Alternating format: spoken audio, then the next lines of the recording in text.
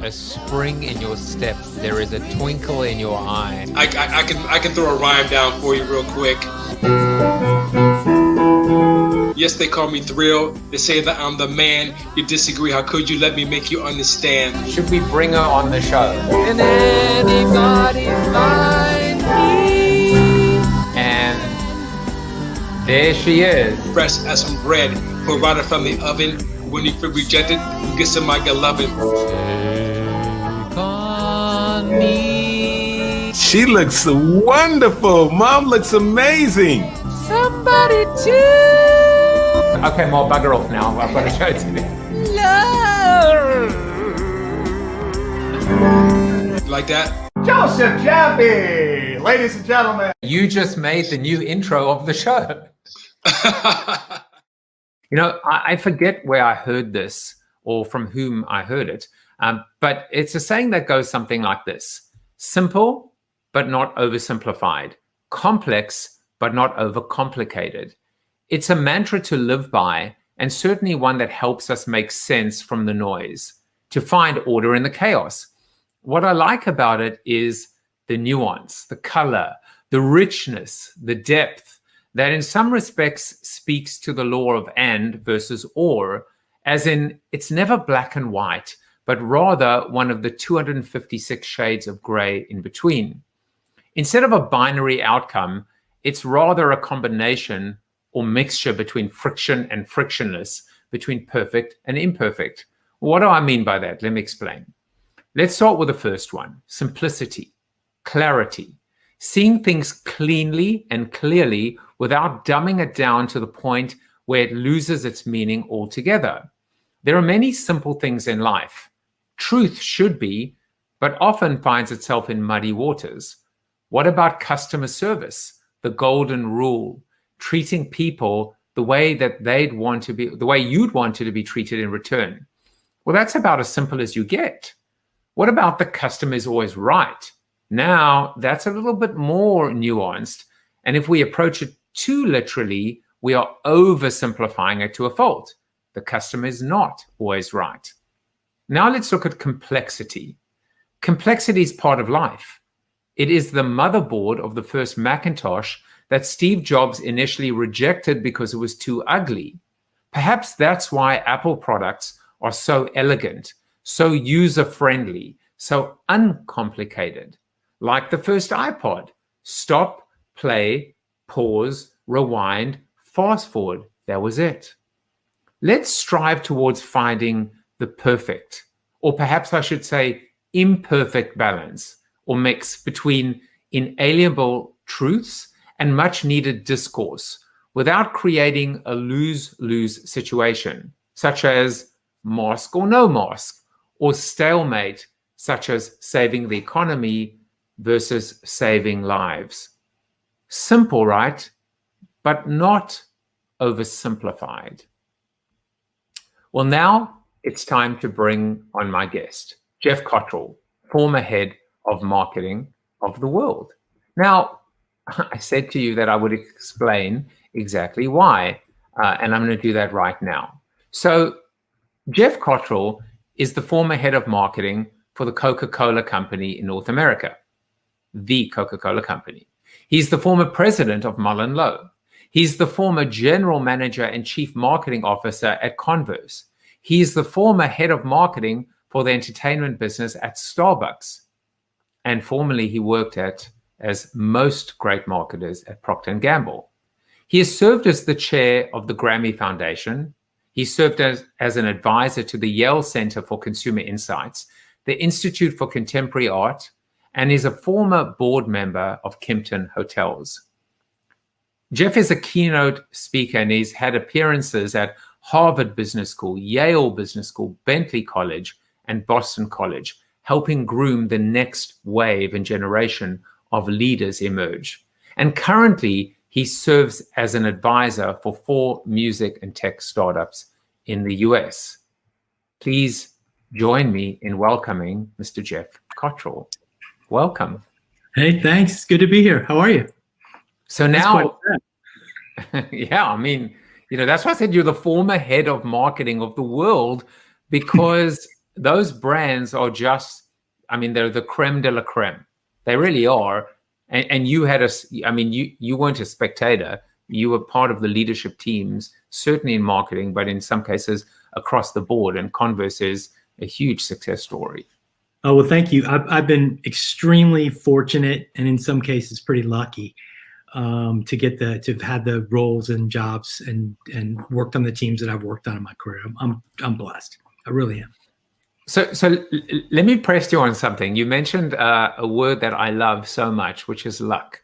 When you said lucky, there are two ways to interpret that, right? There's humility, which you have, but then there's also the element of luck in of itself. How do you see luck? What is luck, and how is luck really factored in your journey and your own career path? Well, I mean, I've obviously worked very hard, and I've learned a lot from a lot of people, but I find myself, I guess I consider myself lucky because of all the people that I've had the opportunity to cross roads with and to meet and to work with.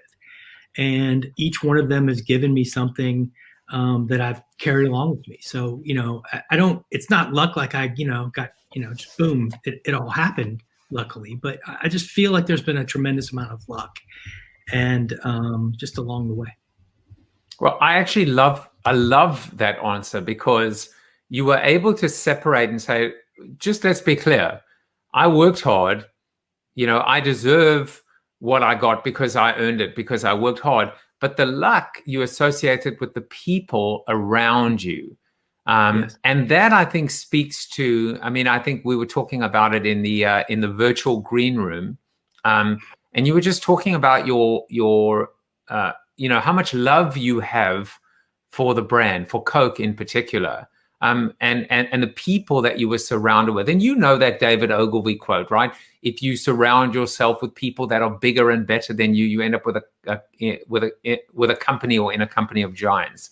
So maybe talk about the people that you came into contact with. And I will say, my caveat is, I've often said brand Coke is the reason why I became a marketer, because of the great case study, right? Carbonated sugar water, sudden, and yet when you think about the success story and the story of Coke, first and foremost on the balance sheet, under equity is marketing.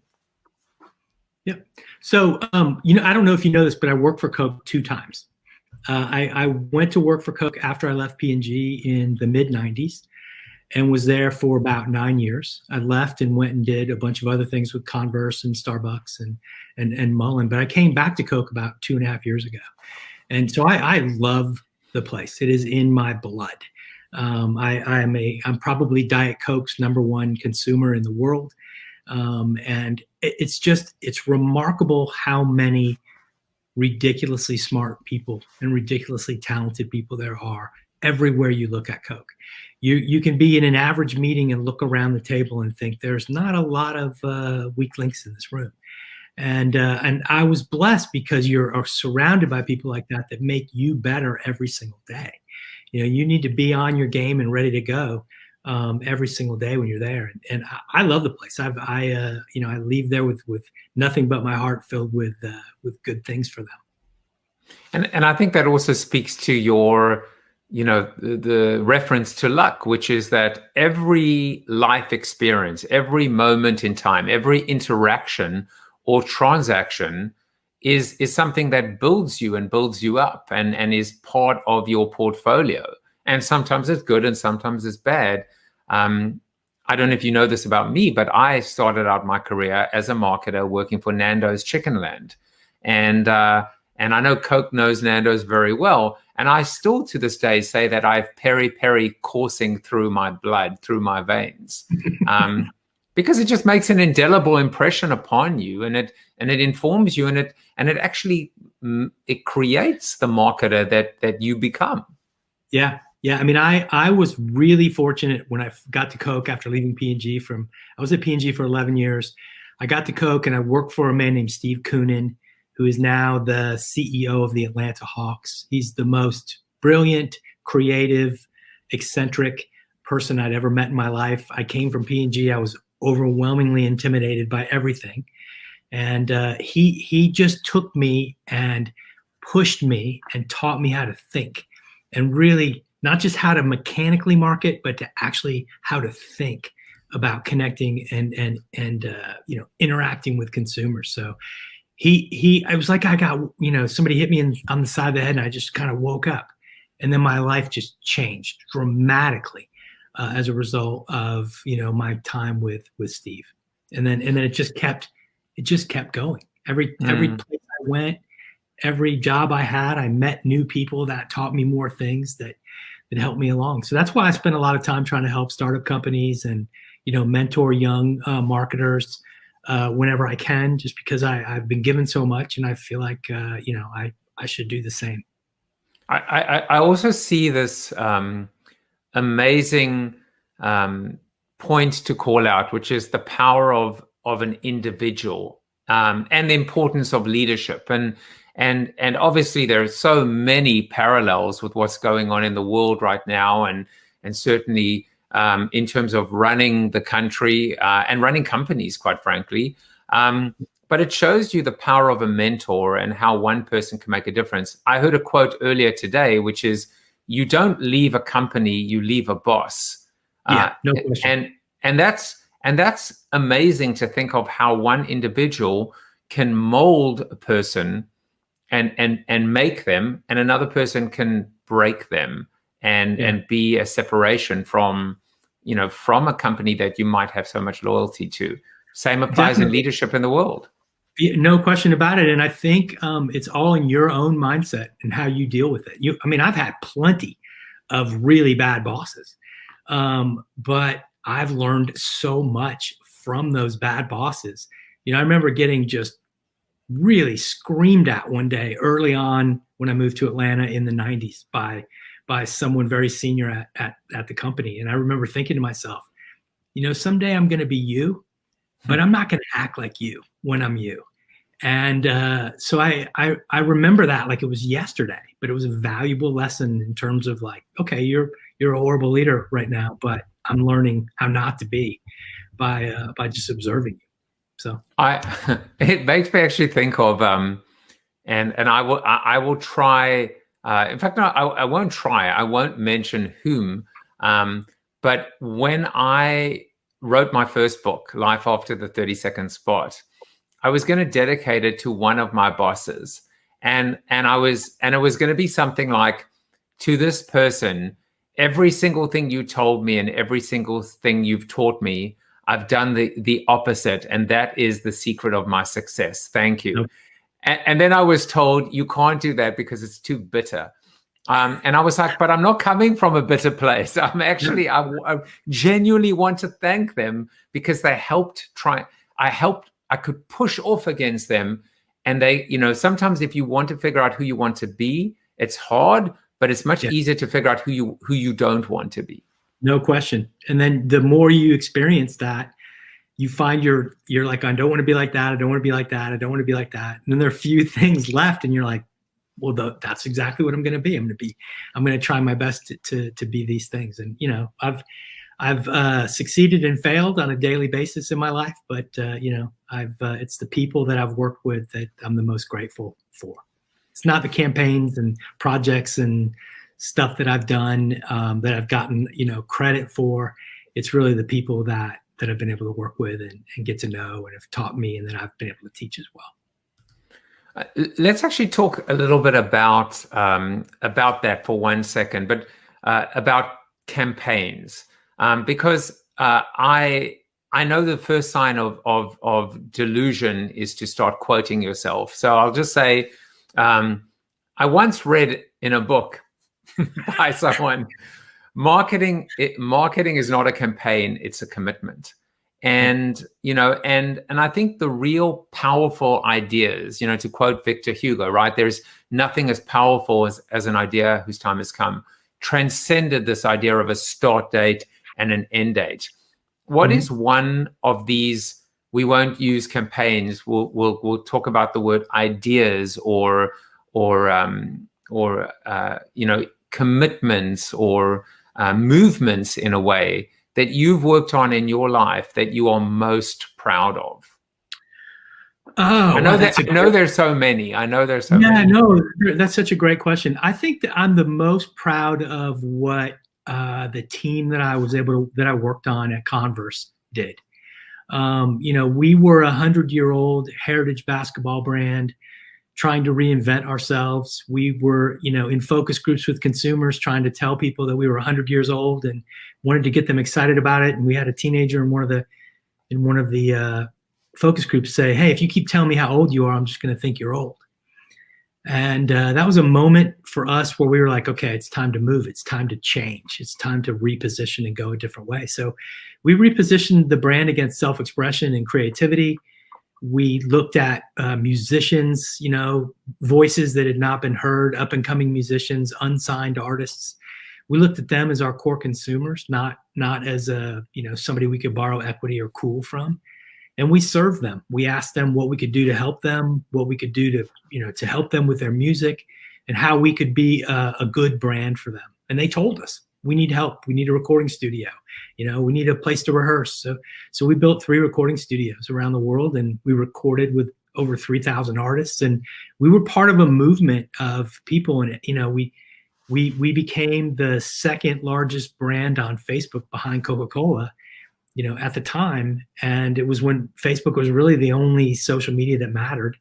And we didn't spend a dime on it because it was all organic. Because every day we had a band in the studio take their phone, take a picture, and then post to their networks. And our network got bigger and bigger and bigger. So, we didn't run any campaigns. I never reviewed scripts at Converse. We didn't do that. That's not what we did with our agencies. We got our hands dirty and we just tried things that hadn't been tried before. So, we had a lot of success. It worked. And it was all because we put the consumer front and center in our minds. And, one of the things that you may have heard me say this in the past, but, I like to leave an empty chair at the table when we're in meetings. And at the end of the meeting, I will often say, let's imagine that one of our consumers was sitting in this chair. And this person heard everything we talked about. They heard how we talked to each other. They heard how little, if any, that we even talked about them. We didn't even mention them. Do you think that he or she would ever buy anything from us again? And, often there's a moment of silence when people are reflecting about that. And I believe as a marketer, you are the voice in your company of the consumer, and you have to stand with them and for them. And sometimes you have to act. You should always act as if they're looking, they're watching, they're hearing everything that you're saying. And to me, that's important. And that's been a critical part of the success that we had there. And I've carried that mantra and that way of thinking with me everywhere I've gone. You preempted the whole concept of the empty chair, because when I was on your blog and I was reading, I always said that as a strategic planner, I had only one skill or one superpower, and that was the ability to go, you could give me 100-page document, I would find the nugget. At least that's what I prided myself on. The empty chair was one of them, and not the Clint Eastwood empty chair, right? I'm assuming a different one, but it's so fantastic an analogy, because it's almost like, because I almost looked at it the opposite way. Can you imagine what they would be saying if they heard the buzzwords and and how little you know them, and how obtuse you are, and how impersonal you are? They would be either in shock, or they'd be laughing at you, but they would not be endeared towards you. Yeah, I once gave a talk at Northwestern, and I opened with buzzwords. And I said, if we came home at dinner and your children said, "How was your day?" And I was like, well, I targeted some people. And then I put I geofenced them. And then I just use buzzword after buzzword. And it's like, it's ridiculous how can, we read the trades, and the trades have all these buzzwords, and all of a sudden everybody's using them. It's one of the reasons why I don't read the trades. But yeah, it's funny. We take ourselves so seriously, and it's marketing is so simple to me. To me, it's the science of understanding people, and then it's the art of knowing when to shut your mouth, when not to speak. And we as marketers and we as brands, we are determined to say something, to speak, because we think that people care deeply about our brands. And, for the most part, people don't get up in the morning and think about, this brand or that brand or this brand and think about how important it is to their life, unless it adds some real utility to their life. So we have to take ourselves a little bit less seriously and think about, to your point about a campaign being sort of a start and an end, it is a conversation. Consumers, you have to assume they see everything that you do, everything that you say, and then you have to think to yourself, if I was talking to this person at a dinner party, and would they be able to keep up with where I'm going? And I'll give you a quick example. It's if you and I met for the first time at a dinner party. And by the way, I hate dinner parties. Like, my wife drags me to dinner parties, and I have to consciously make a decision before I walk in the door. I better be a good guest tonight. I better keep my mouth shut. Just get in and out. Don't get hurt. But you and I met at the dinner party, and we started talking, and we found out that we both love making up cars. And we have an incredible conversation about cars because we both are passionate about it. And we find out we both had the same first car, and it's just amazing. We're talking, and all of a sudden, in the middle of our conversation, I say to you, hey, do you know what? Flowers, they're really pretty. And you go, what? And I'm like, flowers are pretty, right? Flowers are super pretty, out of nowhere. And then I go back to talking about cars. And you might think the first time I do that, well, it's loud in here. Maybe I missed this segment. Maybe I missed the way he got from cars to flowers. And we go back to talking about cars, and a couple minutes later, I say, gosh, the ocean is super deep and blue. The ocean is blue and deep. And you're like, what is wrong with you? Where are you coming from? And you think about brands and how they talk to their consumers, and they forget that a consumer kind of knows you over time, not during a short period of time. And we talk in segments, and we confuse them. We confuse consumers all the time because we're talking about so many different things and not having a consistent narrative. Well, there were so many things you said there, and the only thing in my mind was my head is sore because I want to retain all of this poetry from him. And so now I'm going to try and remember as much. First of all, I want to go back to the very first thing you said, which is, I love it, which is your mission, your goal when you go to a party is, quote, don't get hurt. That is, if we lived our lives, if marketers live their lives that way, that's brilliant. I've been talking a lot. Look, it goes back to media. It goes back to the problem with media. It goes back to the problem with the upfront. It goes back to the fact that the first thing marketers want to do is talk, when in actual fact, they should be listening, learning. My 5 steps when I wrote Join the Conversation was, number 1 is listen. Number 2 is respond. Number 3, especially if you're being spoken to. Number 3 is be invited to join. No, don't just join, be invited, permission. Number 4 is catalyze, make it better. You've got to be able to say, at the end of the day, my involvement was a +1, not a -1. And number 5, then and only then, is start. And I think it comes back to the tone, deafness of brands right now, right? Geoff, going through this time of COVID and Black Lives Matter, and I've certainly spent the last 4 months talking about it with my guests, but you in particular would be able to talk to that idea of advising brands and knowing when to talk, when to push, when to pull back, and when to just shut the hell up. Yeah, agree. I've always thought, I think one of the words that I would add to your words is, and it's kind of in there, I think, is serve. Like, my job as a marketer is to serve the consumer, and I will make money doing that. Likely if we manage the business part of it right, but it's to serve. Like, we don't exist without consumers. Consumers don't buy our products. We don't get to go on vacation. Our offices aren't that nice. Like, it's all of that kind of stuff. So I've always said, celebrate your audience, not yourself. So make it about them. Second, and it's consistent with what you just said, is to be useful. Find ways to do things with and for your consumers instead of spending all your money do things to your consumers or at your consumers. Third is own, don't rent. So build your own ownable marketing platforms that you can manage and evolve and adapt based on what's going on with consumers. And then the last is, you know, and I'm really big on this, particularly with what's going on now in the world, is celebrating the diversity and recognizing that we're not all the same. And that is what is so beautiful about the world, is that we're not the same, but together we're different. Like we can be different as a human race, if you will, by recognizing the differences and taking advantage of those differences and building on those differences. And I think too many marketers try to distill down to the one thing that we all have this. And I look at it like, no, it's the other way.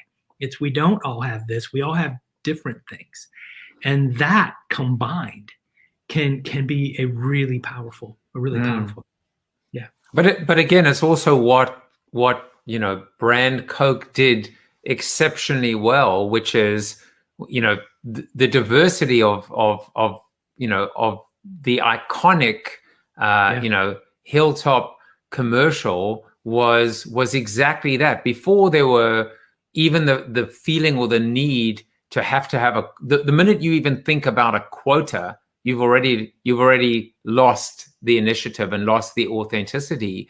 And the one thing I was thinking is, the only thing that should be homogeneous, or the only thing that should be the same, is the brand, is the consistency of the brand in terms of what the brand stands for. But the people that buy into that promise are so different and so fragmented in the best possible way. But that is the flaw of marketing, is that there is no mechanism with size and scale that allows you to deliver that fragmented message, which makes it almost untenable. I mean, I don't know that there's a silver lining. I think that in many respects, and it's, you know, it's something that I've been thinking of as well, which I'll put up here, which is, you know, I mean, we see this in terms of the bankruptcies right now, accelerated through COVID, no doubt, but also the tremendous churn, right, Geoff, at the highest level. It actually prompted me to ask the question, can marketing be saved? Can we figure out a way to deliver, you know, that authentic, compelling, you know, unifying movement in a time where everything is just moving away from the one size fits all? Sorry, that was a massive setup, but it's a massive question. I agree. Can marketing be saved? Yes. And I go back to your opening about simplicity. We have to simplify this, and we have to get back to serving the consumer and finding ways to serve the consumer. If you find ways to serve your consumer with products, with experiences, with services, I think brands need to think more broadly in terms of the scope and how they connect and serve consumers. You're going to win. You're going to win if you simplify. But if you get up in the morning and you make it about you all the time, you know, I wrote this piece that I've not yet published. It's called 10,000 Steps of a Marketer. And, you know, we're supposed to take 10,000 steps every day. And if you think about, you know, you get up in the morning and you think, my brand is really important. We are an important brand. We are loved by the world. And I walk into the office and I scan my badge and I take my 10,000 steps. I wind up in a certain place in the building. It's a good place in the building. And there's lots of other people in that room with me. But if I get up in the morning and I think, man, we got to earn it today. We really need to earn it. And I have a service mindset. And I've got to think differently. And I walk in the building and I scan my badge and I take 10,000 steps. I'm in a completely different room. And there aren't as many people in that room. And what we need to do is get more people to feel less entitled, because we as marketers are in, you know, as a breed, and I'm one, have a sense of entitlement that we shouldn't have. We should have a sense of being a servant leader to your consumers. You know, if you have a service mindset, you will do things very differently than if you get up and say, I want to say something. Would you ever walk into a restaurant, stand on a table, and start screaming that you're there? Interrupt everybody's. Only in Mykonos, but that was because I'd had too much tequila. But yeah, I mean, I love the analogy of the party, right? As opposed to getting punched in the face. But you can also look at it this way, right? Are you the life of the party? Are you a party animal? Are you a party pooper? Are you a party crasher? It's a great analogy that you bring up because it is inherently social, and recognizing that there are so many conversations going on, and not everyone has to be about you. Even if you're the host of the party, you don't necessarily have to go and lurk and lurch on everyone and dominate their conversation. Yeah, no, I agree. And I think, and we have to have a sense of empathy. We have to be able to walk in our consumer shoes if we're gonna ever truly serve them. And one of the things that I've seen, and I'm sure you've seen it, and everybody watching has probably seen it, is all of the sort of fake empathy that we're seeing in spot after spot after spot, with brands telling me that we're all in this together and they know how I feel, and while they're trying to sell me a car, right? It's like, oh, we know how you feel. It's been a really tough time, and it's COVID, and people are sick, and it's been horrible, but we really love you to buy this new car. And you're like, I don't need a car right now. I'm worried about my family. I'm worried about my friends. Like, you're not actually in it with me, because at the end of it, you're still trying to jab that little sale in on me. And that's not what I need as a consumer right now. So it's just been kind of fun and a little disappointing to watch at spot after spot after spot, basically the same script with a different group of characters in the spot and then a different brand at the end. It's remarkable. And the analogy, of course, when you were talking about, you and I at a party talking about our love for cars, and then you suddenly bring up flowers. The one thing that you left out is trying to then sell me on a special bouquet of flowers, for Grandparents' Day or something like that, when I don't have any grandparents because they've all passed away. And not to get too dark, but maybe they even passed away through COVID, and suddenly I'm getting an offer, and it's like, wait a second, where's the data? Where's the targeting? Where's the profiles? Where's not the targeting, because there's that word again, I mean, it's permission to treat the customer as hostile, Your Honor, Totally. We call our customers targets. You shoot arrows and guns at targets. Like, well, I don't want to shoot things at my consumers. So I won't call them, target audience. It's just something that I've stripped from my vocabulary many years ago. So, by the way, I'm going to show a spot now of one brand that I think has been truly consistent with their message. It's been cars, cars, cars, and cars. No mention of oceans or flowers. Right. And so I'll show that spot, and then we can comment on it. But before I do, just to let people know, for some reason, because I've been away for a while, I don't know if I've done something wrong. I don't think I have. But all the comments that would normally be coming in, for whatever reason, are not coming into my dashboard. And so what I'll do is, while the spot is playing, I'll look at some of them, because many of them are addressed to you, Geoff, and then I'll just reference some of them. But this is the spot that we were talking about. And I'm sure if I had to say to you guys watching, what's one brand that has really figured things out, or at least seems to have nailed it during this very volatile, uncertain, challenging, and cathartic time, it would be this one. We're never alone. And that is our strength. Because when we're doubted, we'll play as one. When we're held back, we'll go farther and harder. If we're not taken seriously, we'll prove that wrong. And if we don't fit the sport, we'll change the sport.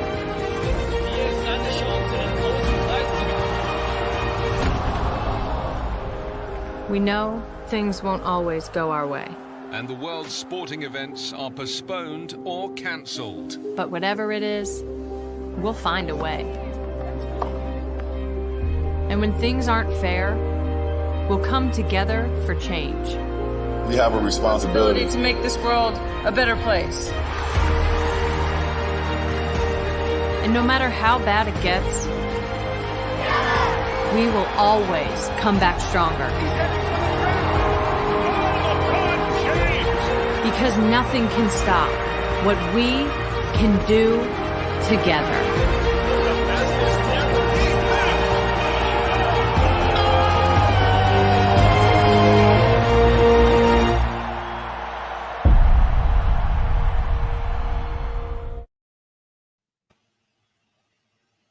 Pretty great, right? Yeah, goosebumps. For sure. Nike is, to me, the best brand in the world right now. Has been for a while. They make great products. They have courage. They serve the athlete. They never forget that they're in business to serve the athlete. They stand up and speak on behalf of the athlete and for the athlete and for culture. They're just a remarkable brand, a remarkable company. I remember Mark Parker used to say, because Converse was part of Nike, Mark Parker, when we were talking about simplicity, he used to always look at our plans and he would say, simplify and go. And it was always a motivating, because you'd have, a deck with 200 pages and he'd be like, simplify, figure it out and go, make it happen. And that's what I love about Nike, is they're always on the front of their foot. They're always on offense. And that's one of the things that they like to say. So mad respect for the swoosh. I love that. Is there a better combination in the history of marketing, certainly in the last 30, 40 years, than Wieden & Kennedy and Nike? The work that they have done together, even in times of when they've had tension between them, the work that they have done together has been nothing short of remarkable and consistent. Yeah, and I feel like even, some people feel that they have to detract, they have to be a detractor, they have to, still find the zing. And some people have said, well, what about labor practices and something that happened? And I'm like, you know what? At the end of the day, first of all, no one is perfect. Second of all, we all are learning and we're flawed as individuals, even as a brand. It's okay to be flawed. But there's a point of view that Nike has, and they stuck with Colin Kaepernick, and they've been consistent. And and I know you know this because you've taught me this over the years through your leadership. But at the end of the day, if a brand is anything, it is consistent to a fault. For sure, and they are incredibly consistent, and I applaud their courage. They continue to, every time they do something like this, and they'll do something like this again in 2 or 3 more months. There'll be something new. They continue to raise the bar, and they continue to remind us to have a conviction and to stand for something that is bigger. They believe in the unlimited potential of the human spirit, right? And then they say, we serve the athlete, and then there's an asterisk that says, if you have a heart, you're an athlete. And they believe that everybody and anybody in the world can be an athlete. You don't have to be an elite one. And it was a great place. It was still, I think it was a 10-year-old boy, an obese boy, that spot with him running. And I'll find it and show it in a subsequent episode of Corona TV. But what I found out about this kid is he made the journey. They filmed the spot, and he actually puked. He actually physically. Talk about this kid embodying the spirit of the brand, and you saw that coming through. So this is the part of the show where I basically show an obscure quote and then try and fool you and have you try and guess who said it. Knowing full well that you have that you're absolutely not going to get it. So you can take a guess. Oh man, let me guess. Did you say that? I'm gonna guess you said it. You see, that's my problem, because I dare to even quote myself. I've got two quotes for you. The next quote is not me either. This was actually someone who could have been me, which is showing you how absolutely delusional I am. This was some bloke by the name of, I think he was like a digital marketer for like some European brand by the name of Leonardo da Vinci. So you can see your commitment to simplicity, my friend, has its roots in genius. And it's just a beautiful quote, right? It is. It's kind of what I was talking about with the soliloquy, which is it's actually this combination of flawed and perfect and imperfect together. It's finding a balance, but it's not a compromise or a cop out. It's a little bit of both that kind of brings you to a better outcome. Yeah, so here's another quote. Now this genius that said the quote, you might guess, he said 5% in terms of a 5% growth or 5% increase in margin isn't a goal, it's a result. Do you know who said that? I think I might know who said that, because I've said that about 500 times in the last 7 or 8 years. We often, when you ask a question in a meeting, what's our goal here? And you'll often hear, what's 5% growth? And I think, no, that can't be our goal. Yes, you have numeric objectives, but your goal has got to be to deeply connect and serve your consumer in meaningful ways. And then the result should be 5, 10, or 15% growth. But if your goal is 5% growth and that's all you think about, then you're only going to think about the mechanics of the business, the mechanics of how you drive that 5%, whether it's profit, revenue, how you drive it versus the long-term value of serving your consumer deeply so that they're with you because they know you're with them. That's where you get the loyalty and consistency. And that's the goal. For me, that will always be my goal as a marketer. And the numbers, you can measure me by the numbers, but that's not my goal. I'm gonna tell people that are watching this to clip that particular soundbite and actually just quote Geoff next time you get a brief where the goal is 5% or 3% lift or change in delta in market share. Just say that it is the result of doing our jobs well and doing the right thing. It is not the goal. It's a fantastic quote. There is something about you, and I mentioned it earlier. Obviously we're getting to know each other as I have been privileged to do with almost 85 guests now during quarantine. It strikes me that if I had to describe you in one word, it would be humble. And that is, it's not something that many marketers, I think, a characteristic that they have. They are either arrogant or perceived to be arrogant, or at least, so again, perception is reality. Were you always, is this you? Was this always the way you were? Because it's so refreshing.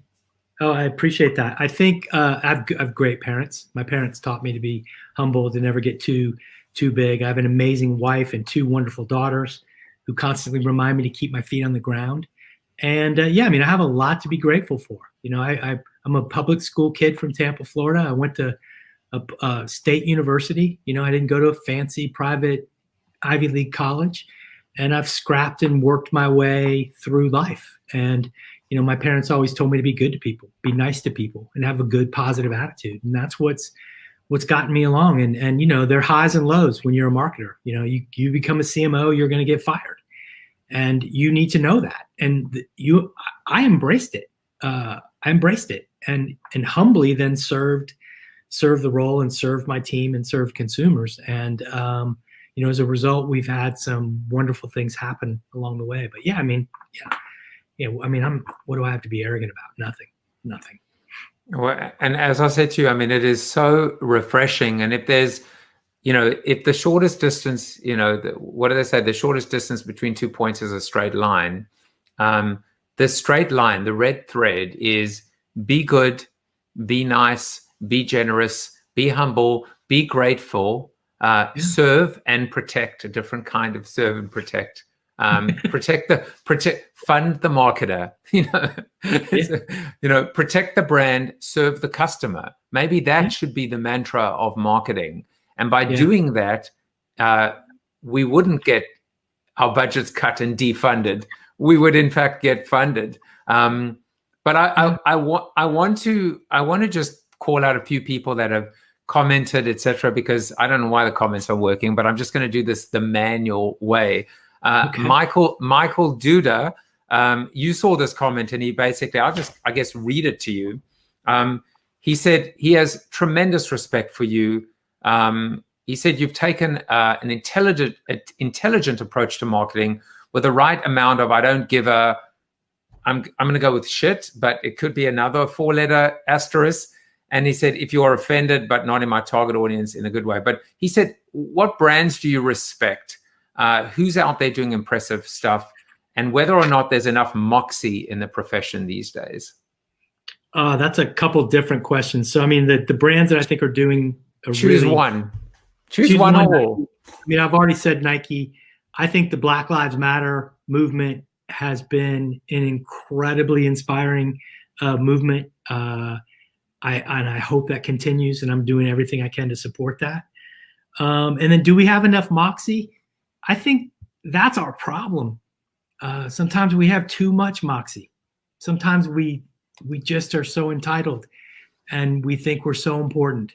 And we just have to get up in the morning and realize that we're not as a brand, and we've got to earn it every single day. And that means having a mindset of making sure you're doing everything you can for your consumers instead of, again, at or to your consumers. And to me, so moxie, we need more courage to simplify and do the right thing, and to push back on the 5% goal, and to have a bigger vision of what we're trying to do, why we got into this profession, to begin with. I didn't get in this profession to make ads, and I'm not going to be remembered when I'm gone someday for the ads I made. It's going to be the people that I work with, the people that I got to know, the people that I helped, and the people that helped me. That's the legacy. That's what we should be focused on. That's exactly what we should be focused on as marketers. Now, Yaku Timonen asks, what does the YOG stand for in Yog money? So, great question. So years ago, I used to do all the hip hop stuff for Sprite with a couple other people. And a guy named Jermaine Dupri, famous producer, artist, lives in Atlanta, used to call me G Money. My nickname was G Money. Yo, G. He would yell, "Yo, G Money." So he called me one day when I was at work at Coke, and I was literally setting up my personal email account. I still have a Comcast.net account. I was setting it up. I answered the phone, and he said, "Yo, G Money," and I just typed "Yo, G Money." And that became it. So it's an ongoing joke. There's probably 2 in 5 people get it, and the others are always like, what is this? What does Yog money mean? So it's an old joke. He still calls me. Well, you see, it also speaks to, and I think as we wrap up, we'll talk about, these are all the same, I would say, deposits into this bank of humility, because you probably could have changed your Twitter profile to your name and been verified by Twitter. You were probably sending enough money to Twitter, but it became part of your identity and part of your own personal brand. And there's a story behind it, and there's an endearment behind it, and you kept it the way it was. Yeah. Look, I don't need to be verified on Twitter to know who I am. I know exactly wwho I am. I would like to verify you, if I may, and just say you have validated and verified me. So thank you. Yeah, I don't need Twitter to give me a check to tell me a check by my name to know who I am. And so the last couple of things, David Libby asked, what was the most important thing Steve told you? And I guess referring to Steve Koonin. Steve told me that it was okay to share my ideas. At P&G, you get to, they have a certain structure, and you say, I have an idea. Oh, I have an idea. And you're often told, gosh, you have great enthusiasm and initiative, but we do it this way. And over time, you stop with your ideas.